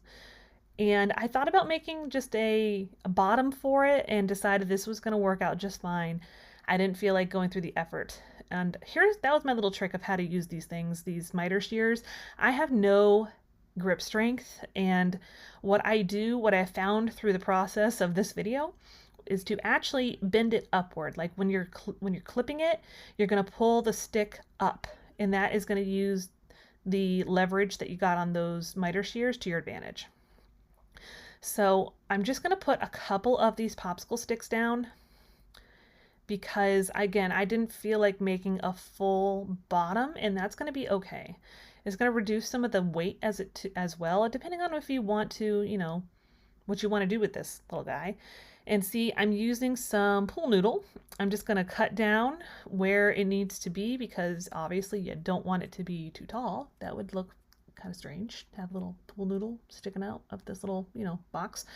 So I'm just going to put down my hot glue on that part of the pool noodle, put it down. See how I'm doing this on a piece of parchment paper so you don't end up with glue everywhere. I'm sure I still ended up with glue everywhere, but that's okay. And I needed a little more support, so I added one kind of across the way too. And you'll just put down your little feet on each of the corners, as you're seeing here. These are just a regular little wood bead. I think I got like a variety pack at Hobby Lobby. I think that they had little beads that were on clearance or something. And you're just going to fill them with glue as well. That way it helps kind of, you know, fill it in a little. And that same brush, I don't think I even added on anything. I'm just going to go over those little feet just so they blend in a little bit, so they're not so stark, you know, difference. And also, so you know, when you're putting in your florals in your little pool noodle, you can just like stick them into the sides of it. It's why I absolutely love using the pool noodle. It doesn't make a mess. Now, this was actually something I had to go out and buy. These are kind of like a medium-sized popsicle stick. And what I do is I cut down one edge to get it to where it'll sit flush. And then I'll mark the other side and then cut down that side, so that you make sure that they fit right. And again, pulling up, see, you're pulling it up away from the miter shears, and that's going to give you the leverage to cut it. So if you're like me and can't seem to get them to work right otherwise, that's the way to do it. And then I'm just going to sand down each edge, and then we're going to clean up a little, paint them all in that same plaster. I think it's like one of like 3 paints that I used this entire project. And we're going to go in with a little bit of clear wax with some of the antique wax. Again, same kind of idea. I want these to match a little bit closer than just being white. So I'll just go through and do all of the popsicle sticks, craft sticks, whatever you prefer to call them. And I'm trying to give it a little bit of a wood grain look. Obviously they're wood, but since I painted it first, you're not going to see that. You know what I mean?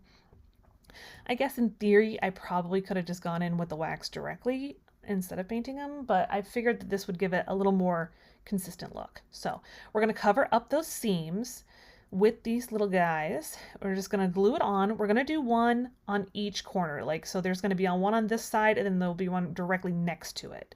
So it's pretty easy. We're just going to put down some glue. Honestly, when this thing, I just ordered some new ribbon from Dollar Tree. I kind of wish I had had it for this, but it's okay. I think it ended up looking really cute, and I put just a little bit of boxwood in there just to give it a little something. All right, guys, this bowl, I tell you what, man, oh man, did it give me problems. This paint that you're seeing here is just a matte gray spray paint. This is probably the 3rd or 4th color that it was on it. We started off with all kinds of different things. I'm gonna go ahead and include a little bit of that at the end of the video if you're curious of what this little thing has been through. So if you do spray paint it, I would highly recommend also including a layer of Mod Podge, because otherwise it's just going to bead up on that spray paint because it's not made to absorb anything. That's part of what spray paint does. So we're just going in with some black acrylic paint, some silver acrylic paint, giving it that galvanized look. And I used a makeup sponge for it. I then switch over to just a regular sponge, you know, with the stick, the sponge brush, I guess you would call it. And I end up using that because that makeup sponge, it absorbed a lot of the paint and it got everything absolutely all over my hands. So I'll go down, you know, do dabbing up and down. Smudging it a little bit is another option. You can kind of go through, smudge it some. I think that's kind of where I end up doing. See, I'm gonna like move it around.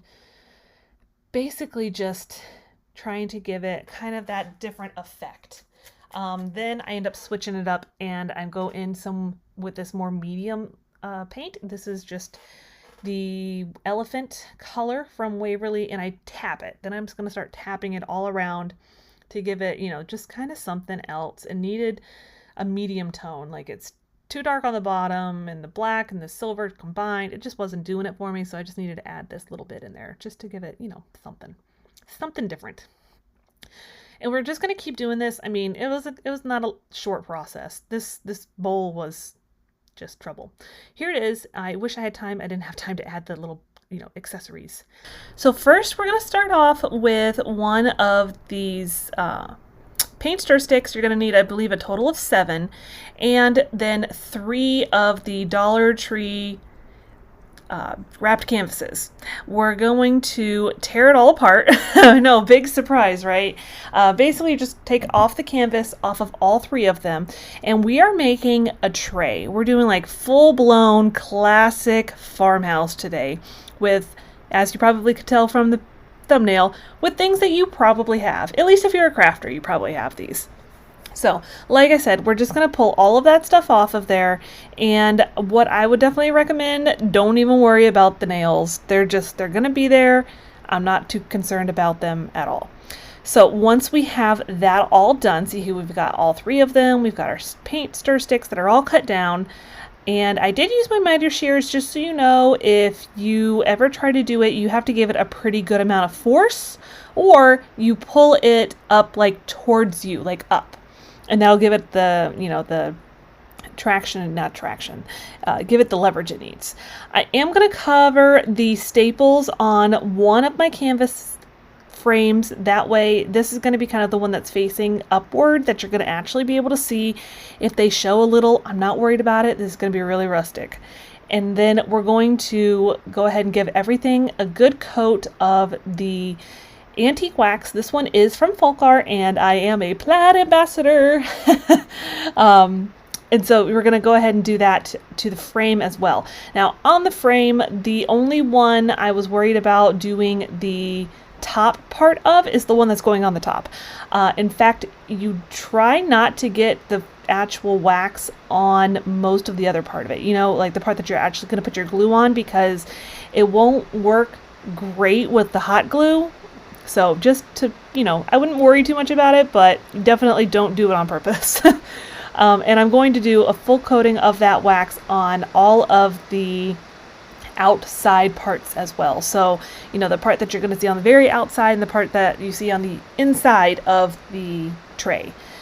And like I said, all of that's just going to get a full coating of the antique wax. And I like to use the baby wipe, especially in a project like this where you're just like, let's just zoom on through it, because big surprise, we're going to distress it too.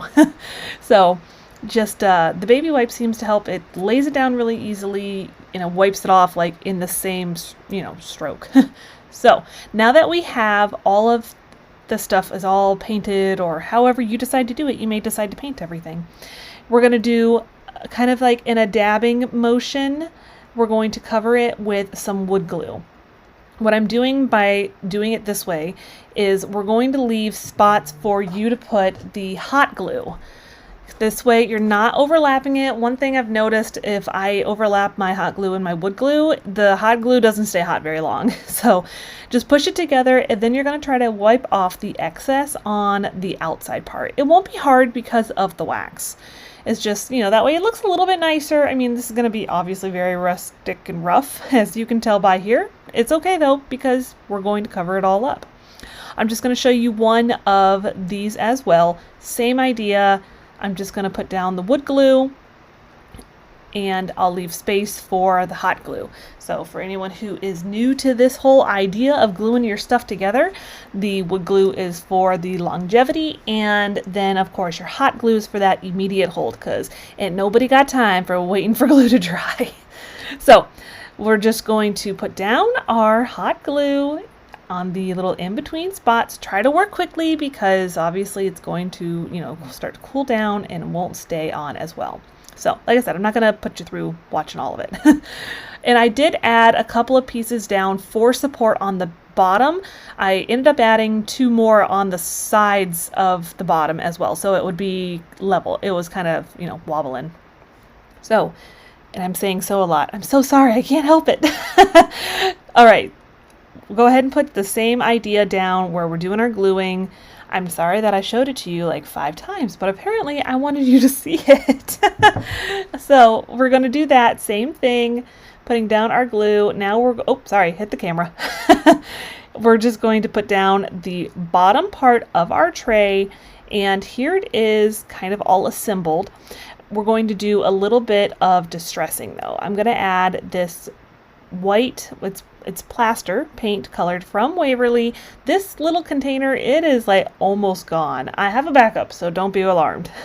But we'll do that, and I'm just going to brush it on. I'm not going really heavy on it. I didn't want it to be too stark. I tell you what, I really like going really heavy on it if I do like an oak color, like a deep dark brown, but I didn't want to go quite so heavy on it with this particular color brown. So you'll see here it's all finished, but we're going to add in a little bit of that antique wax back to the spots that are a little too stark. I felt like it didn't blend in as well, and I don't know, I wasn't feeling it, the overall look of it, so I wanted to add some of that back on. We're going to do some handles next. Now, if you do not have this is the leather ribbon, the faux leather ribbon from Dollar Tree. I bought it in bulk online because I knew I wanted it and I knew I loved it. But if you don't have it, you can use any ribbon, you can use rope. You have a lot of options when you're coming to, making your handles. I glued it together with some tacky glue, and I marked on my tray kind of like at the, I believe, the 3 and the 5-inch mark, because this is an 8x10. I'm sorry, I forgot to mention that earlier. This is an 8x10 frame, we'll call it. And now we're just going to put down our pieces of that faux leather strap. And now I'm taking some push pins, and these I actually painted in that same plaster color because I have the silver and I have the gold, but I wanted it to be dulled down, and I figured this was going to be the best way to do it. So I painted in the plaster color, and now I'm just going to coat it down with some of the antique wax, and that's going to really take to that paint much better than it would if it was taking to the metal. And I'll do that, of course, on both sides, and I will show you the final reveal. Here it is. It looks great. I love it. I think it couldn't be better. More, super rustic. Next one, we're going to use one of these long signs from the Dollar Tree. Obviously, this guy has been around for a while. I'm going to give a good coat of that chalk paint to the one side, but first we're going to work on getting it to be a little bit more stable, you know what I mean? Like trying to get it to where it's not so bowed and wonky. I saw this technique from my good friend Connie at Connie's Nails and Creations. I could be getting her channel name wrong. I will link her for you below, though. That way you can go check her out. But we're just going to basically use these skewers. These are some really long skewers from Dollar Tree. And be careful when you're cutting them with your miter shears. They kind of go everywhere. We'll just do a nice long run of hot glue, and then you'll put down your skewer, and you're going to basically make a frame all across it to give it a little more added support and try to keep it from bowing too much. And again, don't forget, before I forget to mention it again, don't forget to go check out Heidi Samble DIY. I'll have her channel linked below, as well as, of course, I'll have the playlist linked for you. There's going to be a lot of really fun creations coming up. You're going to love them. So here's how it looks now that it is all assembled on the back. And I've got, I already did a coat of the chalk paint, and I realized that that little scarecrow guy had kind of like some indentation areas, if that makes sense to you. So I was like, well, darn it. What I did instead, though, I decided I was going to take that same paint that I started off with, the Rust-Oleum Chiffon Cream, and I added some baking soda to it. And what it's going to give it, I added actually quite a lot of baking soda, so it's going to give it a much more textured look, almost like stucco in my mind. It's like a little bit like stucco.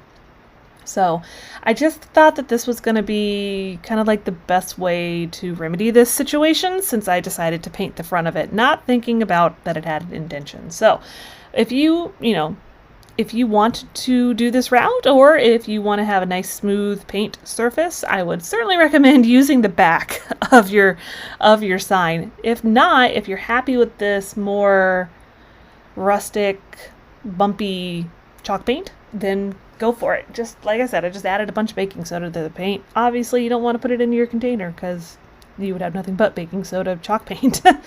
And I'll do this and give it a full coat of it. And one thing I'm going to need a little wreath, but I have this tiny little one. It came in like a 2-pack, I think, from Dollar Tree, and it was definitely going to be too big. So I'm going to remove the outside ring, just taking my wire cutters.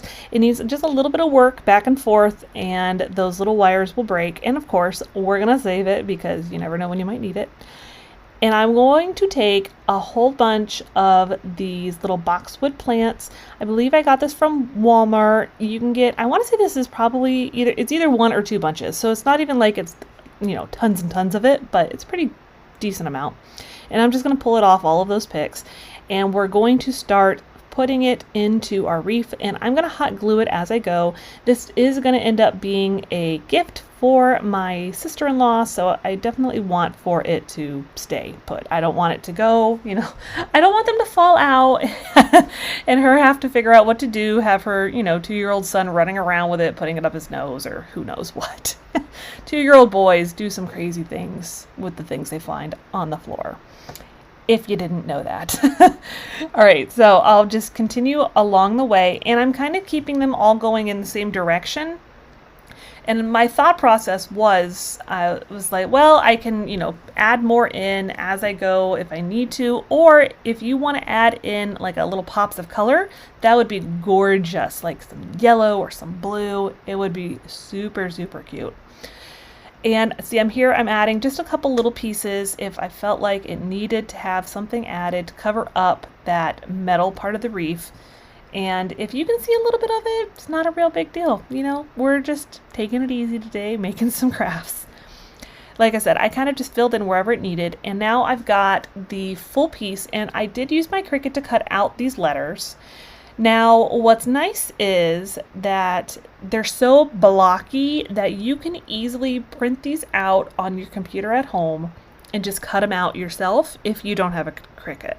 Or you can even, you know, paint them on, handwrite them on, you know, whatever makes it easiest for you. Now, I will say, I would not say that Mod Podge is the best way of going about putting these letters on. They are kind of like a real thick cardstock, so I was like, oh, Mod Podge would be a good choice. It did not want to stick to this paint. So just start off with the hot glue. It's definitely the best route. I had to go through and put in some hot glue to get it to all stick. And then I was like, you know, those letters are a little too stark, a little too perfect. So I'm just going to do a very, very light dusting with that same white, the same plaster paint from Waverly that we used, I think, on the last DIY. Except, like I said, the background is a little different. The background is the chiffon cream, but that's okay. And now I will just put a hefty amount of hot glue on the ring, and we're just going to fix it down. I drop it a little bit. I was like, well, I don't know the best way to put this down. So, and I'll fix a couple little branches that might have come loose. And I do end up fixing that little piece on the side that's kind of poking out too much. I did fix that, don't worry. And now I'm just going to add a little bow to the top. Felt like it just needed a little more touch of something. And once we have done that, it is all done. Here it is, super pretty. I know she is just absolutely going to love it. On to our very last project. It's super, super easy. We're going to start off with one of these glass containers from Dollar Tree, because what farmhouse video is not complete without a glass container of some kind? Now, I did give it a full coat of the Waverly chalk paint in plaster, and now I'm going to go through and wet distress it. And it's so funny because I actually dried it off first with my heat gun, and I'm like, what am I doing? I'm going to distress it. What was I thinking? So we're just going to do that first just to get a good amount of it off. My thought process here is that I'm actually going to put a candle inside of it, so I do want some of the glass showing, you know what I mean? That way, as the candle is lit, you'll be able to see it, and it'll be really, really pretty. And now I'll put on just a little bit of the antique wax. I'm just going to brush it on really lightly with one of these little sponge brushes. I wanted, of course, to highlight all of that beautiful detail. And it's so funny. I'm actually recording this the day before it's going live. And I actually just watched Sammy from Unicorn Dust Design. She just hauled this, and she's like, oh yeah, I saw Theresa picked it up in a haul. And I sent her a message on there. I was like, it's so funny because I'm doing something with it right now. And next we're going to do some twine, some of this cotton twine from Dollar Tree. And I have this little family sign as part of another thing from Dollar Tree. I don't even use it, so just pretend it's not even there. We'll just wind the cotton twine around it a few times, give it a little snip, and I just glue it down, and I'm going to put down like a faux bow. I could have definitely left it and tied it myself, but this is actually like 3 strands of it all together. I thought it was nice, cute, give it a little bit more something to it, you know. It's just a shoestring bow, nothing particularly fancy, and we'll just glue it on there. And then here it is, all finished. Threw the candle in there just to give you kind of like a little bit of an idea. So off with one of these gorgeous arches. It is from Hobby Lobby. It's a little bit on the pricey side, I'll admit. As long as it's on sale, it's around $16. But it's really large. Now, the first thing I did is I went ahead and coated the entire thing in the Folk Art Wood Tint in Walnut.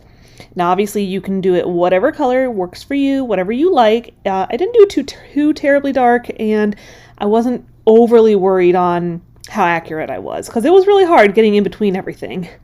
And now we're going to, of course, distress it. We're just using some of the plaster colored paint from Waverly, and I'm really just brushing it on.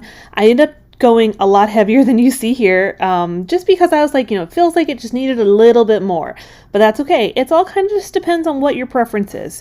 You distress however much you want, or how little you want. So there it is. Once I've gotten it all distressed down, now I'm going to take my little finger sander. This little guy is from Target and I love it. I'll link it for you below just in case you want to pick it up.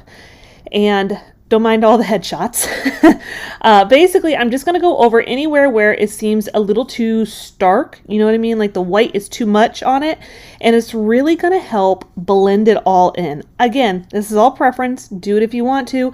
I even had a couple of spots where I went really heavy on it and exposed a little bit of the wood. So it's all really personal preference. Depends on however you want to do it. And once I'm done, I actually did this for quite a while, so I was just thinking like, well, let me show quite a bit of it, obviously. And then once we're done, here's just kind of shows you the end of it. Like I said, it really, not really dulled down the white, but it definitely, blended it in. And then we're going to clean up with our handy dandy little vacuum Ladybug. That's going to be linked for you down below too. That stuff got everywhere, so it definitely needed that. And here is a wood cutout. That is also from Hobby Lobby. I just did a full thick coat of the same paint, that plaster from Waverly. And now we're going to go in and distress it with the wood tint. So see how everything's kind of tying all in together? I have actually never used this wood tint to distress. So I was like, you know what? I have a gray one from them that I've used to distress and I really liked it. And I was like, you know what? Let's give this a try. If I don't like it, I can always paint over it. So I took a stencil brush from Dollar Tree and just kind of lightly brushed it. I didn't, obviously this wood tint is wet. It is a very liquidy substance. So you want to go really light when you're first going in with it. You know what I mean? That way you're not ending up with big plops like the one I just did. But that's okay, because it's so wet, you can really brush over it real quick and get it blended. So that way it, blends it in however you want. And I felt like I needed a little more around the perimeter of all the letters. So I got a much smaller brush and kind of started, almost like outlining the letters, because I wanted them to really stand out against this arch. And what's really cool, I decided I wanted to make it to where I could switch things out on this arch.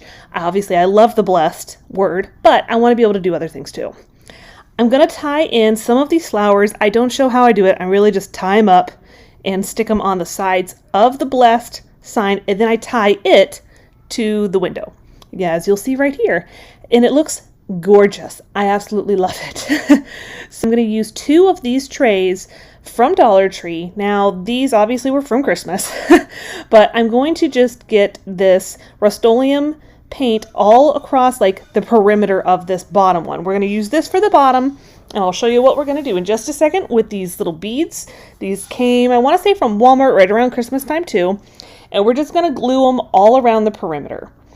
So this way it's going to be nice and steady. It's not going to go anywhere, and you're going to do that all around it, or you can, space it out however you want. Once I've done hot glue everywhere, I'm going to take this E6000 and I'm going to pull it all across all of those beads, because you know how hot glue does not always like plastic. So once that's finished, we're going to jump on to the next one. This is another one. We completely coat it with that same Rust-Oleum chiffon cream paint. And now I've got a piece of paper, just regular paper, and I've taped some tissue paper to it, and I printed out Home Sweet Home on it. I actually saw this from Jamie from Simple Roots, Simple Living. I think she found it from somewhere, and I just absolutely love how these projects just like evolve from person to person to person. So, you know, it just, go check her out. I'll have her linked for you below as well. And then around the edging of it, I didn't want it just to be straight, so I am just tearing it up. And of course, I end up tearing one of the letters here in a second, but that's okay. We're just gonna, you know, see, there it is. I was like, well, you know what? It's gonna be rustic anyway, so no worries. Once we're done with that, see, here's that top tray that is just painted.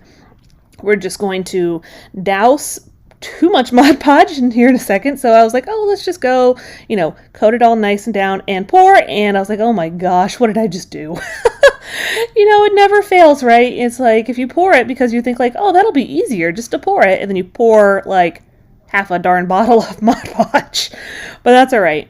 So I just smoothed that all over. And then what we'll do is we're just going to place that printed on tissue paper, which I will have the printable available for you. It's linked down below. It's actually just in a Google Drive that I've set up for when I want to share stuff with you guys. Once you're done, and I think I have it set to print at like an 8x10. Once that is down, I do, of course, do a coat over it, let it dry completely, and now we're going in with the Folk Art Antique Wax. And I'm just going to do kind of some distressing. Again, it's just up to your preference. However you like it, you do as much as you want. I went not too terribly heavy. And see, I had a little bit that was hanging over, so I just, you know, trimmed that down.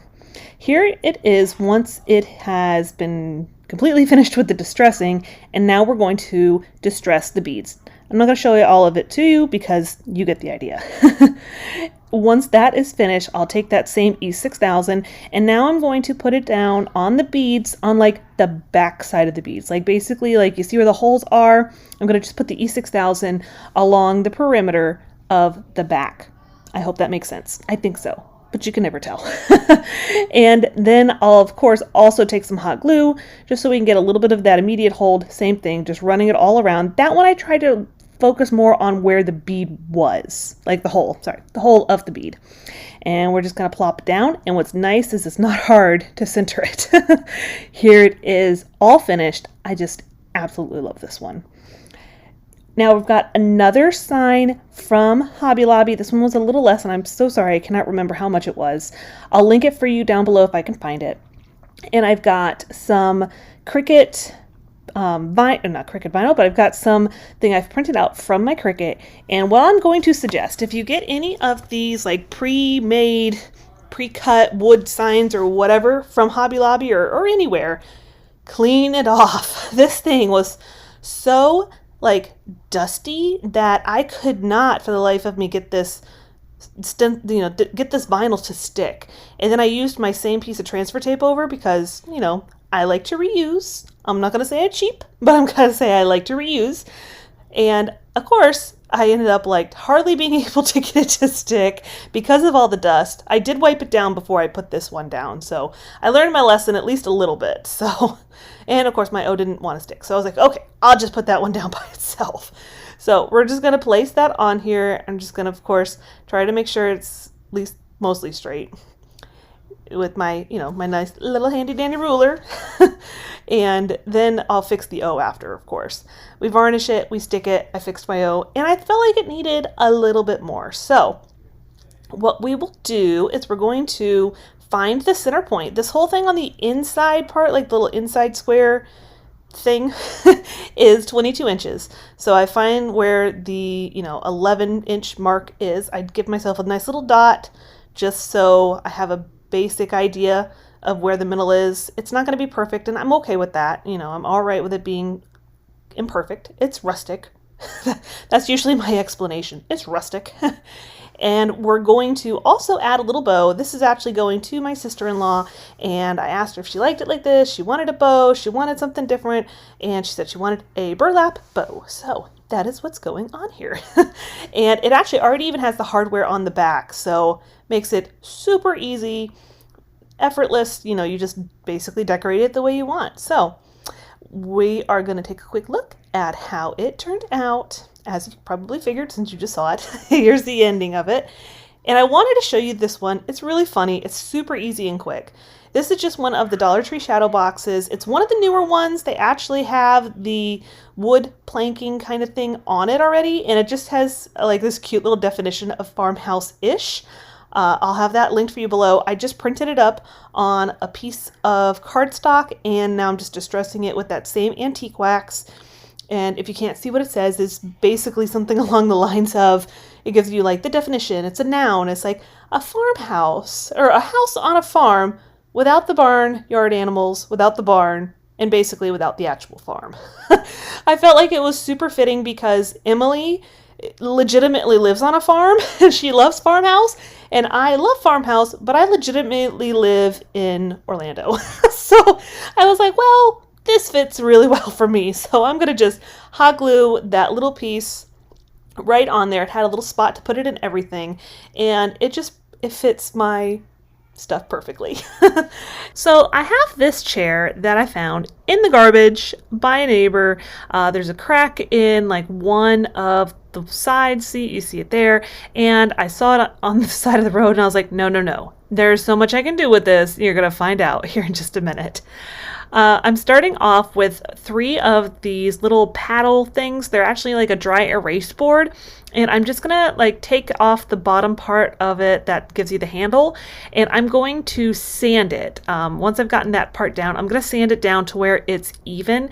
Now I do this with an orbital sander, that way I'm not there all day. Now these are 2 of the legs from that chair. Now I cut it off, you know, to make sure it would fit. Actually, I did not. I lie. I didn't cut this one at all. I just took it all the way apart. And then this little part here, I did cut down to the size I wanted. It's part of the seating area of the chair, and I sanded it down just to give it a little bit different of a look. I mean, if you had something like this, you definitely don't have to do that. It's just kind of wanted that more distressed look.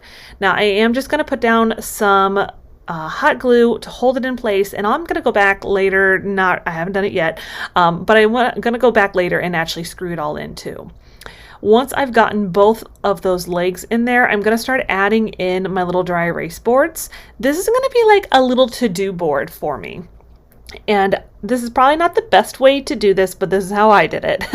I went ahead and put down the, dry erase board part, and then I'm going to put in the legs. Again, I am quite sure this is probably not the best way to do it, but I legitimately put it together and took it apart twice before this. So I was like, this is how it's going to work, because this is the way it's working for me right now. I'll put down a little bit more glue, and now I'll put where they meet is kind of like where that stick is, and if that makes sense, you know what I mean. And I go ahead and do all 3 of those pieces of dry erase board, and now I'm going to take some wooden dowels. I'm going to cut it down with my miter shears to fit, and I'll put it across, right there where the boards, the dry erase board part meet, to give it a little bit more stability. Make sure it's not going to come apart. Make sure it's not going to go anywhere, because it's hot glue. It's not that's not the greatest hold on some things, some materials. It doesn't work great on, but that's okay. We're just going to make it work.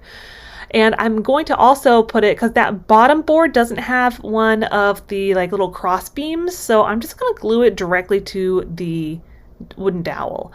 And I don't know, do I not show it? Maybe I don't. I thought I did. There we go. I was like, I know I showed it somewhere. And again, that's just going to give it a little bit more stability. And I wanted it, kind of where I could make it the same all the way up. I added some rope at the top. I just tied it. This is much thicker twine that I got from Walmart. And now I'm just going to take some Waverly chalk paint in plaster, and I'm just going to start painting on it just a little bit, just to give it a little bit extra detail. I still need to go in and actually add some like those little label holders to the front. I'm going to do today, tomorrow, next week. And it's every procrastinator's dream. I can keep moving things down. Here it is though, all finished. I think it turned out amazing. So now I've got the top part of that chair, and this is the part I fell in love with. As soon as I saw it, I was like, that is a gorgeous piece of wall decor. I've seen something similar at, not IKEA, I lie, at Kirkland's. And I did pretty much the same thing. I cut off the areas that I didn't want on there, top and bottom. And then I just sanded it down with my electric sander. It's really soft, so you could probably do it by hand too. And now I am taking the same, chalk paint in plaster and I'm gonna do a little bit heavier on this piece as opposed to the last piece. I just kind of wanted it to be, a little more distressed. And what's really nice is if you put too much on, you can just wipe it down, with a little bit of like a paper towel, some water, which I believe I do show you in just a minute. But I will link for you the sanders that I have. I have two different ones. I have an orbital one and then one that's more like a fine tip detailed one. And see here, I've gotten just a damp paper towel and I'm just going to wipe away any areas that I thought were too much of that white paint. So I just figured, some areas were a little too thick, and then I was like, well, now it just looks like I wiped away a spot. So I'll go back with some, of that same paint. I didn't add any more to the brush, just to kind of blend it in a little bit, You're just really doing this to your taste, what you like. Maybe you want more distressed, maybe you want less distressed. It's really entirely up to you. I almost thought about actually painting this completely white and then distressing just like the edges, but I love the way it turned out. I mean, I can't wait to put this up in my house. Well, you are most definitely a rock star if you have made it this far. So I just want to say thank you to everyone who is new here and everyone who is not new here, and I will see you next time.